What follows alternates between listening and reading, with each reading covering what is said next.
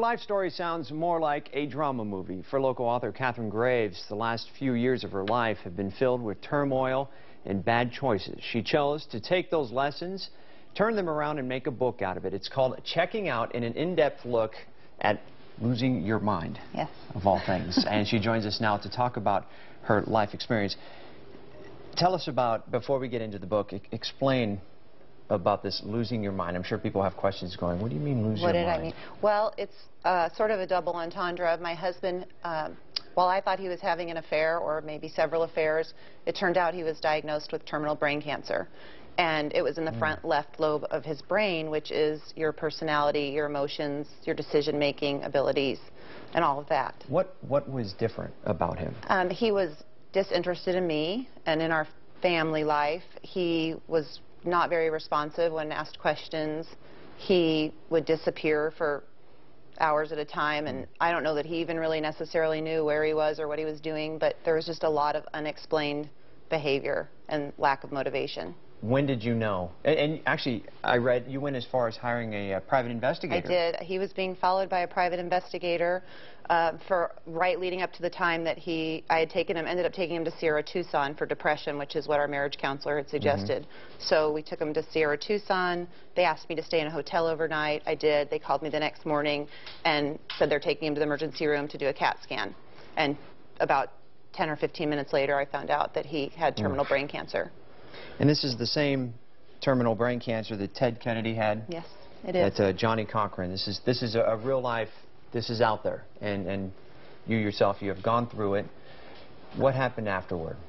After he was diagnosed, we had him flown to Barrows, and they told me that although it's terminal, that he could live, you know, a year, possibly 3, 4, they don't really know. We did surgery, and they removed the tumor and part of the left frontal lobe of the brain along with that, which is almost like a lobotomy, because that is your, like I said, your emotions and your motivation. And then we went through 6 weeks of chemo and radiation therapy, and then a few weeks later we went back and had an MRI because he was falling and not able to finish his sentences, and there were 3 more spots in the brain that the cancer had grown. So and he ended up passing away. He passed away about less than 6 months after his diagnosis. And it was tough.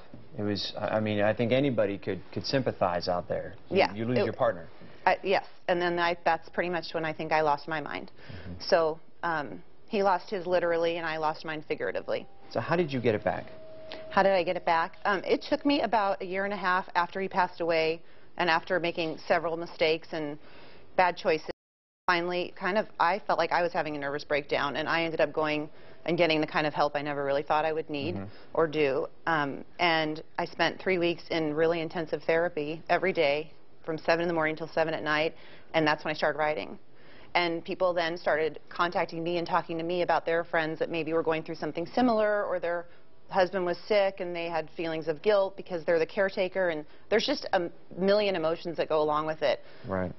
That people feel, and I sometimes feel guilty. And this is the, let's see which camera will go on right here without a glare.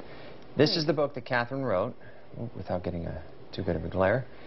And this describes everything you have gone through, the help, the support, and how to conquer and get past this and yes, live life again. Yes. Essentially. That's about all of it. You just published it. It's a week out. It's just been published. It's a week out. First book. First book. And what do you hope people... I hope that people will learn that there's life after someone passes away, that your life doesn't necessarily need to end, and that you can go on and live another chapter of your life, that the person that did pass away, you know, doesn't want you to die with them. So, and the book's available on Amazon now, and at Changing Hands bookstore in Tempe, and on my website, Katharine-Graves.com. Katharine, thank you very much. Thank you for having me. Story. Thank you. Here's our book. It's called Checking Out, an in-depth look at losing your mind. Thanks. Amazon.com. Thank you very much. Coming up after the break, we've got some more news for you as Good Morning Arizona continues.